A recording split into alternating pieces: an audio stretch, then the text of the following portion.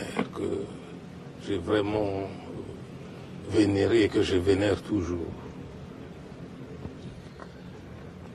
Ma mère avait une tante, épouse, disons même première épouse d'un chef. Et le chef en question du village de ma mère, Kawele, chez les Bangwandi, avait une 60aine de femmes. La première épouse, c'était la tante à ma mère à laquelle je fais allusion, mais qui n'a pas eu d'enfant.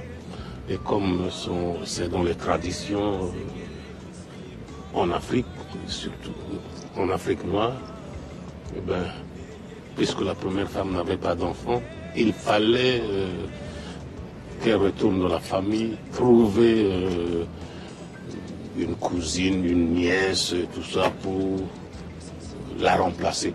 Pas la remplacer comme première épouse, mais la seconder pour avoir les enfants. Parce que, contrairement aux coutumes occidentales, un mariage chez nous sans enfants est nul, de droit.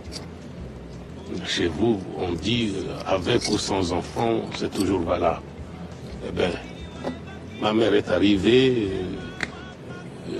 d'abord des jumeaux qui n'ont pas survécu à la naissance, et ensuite deux autres enfants.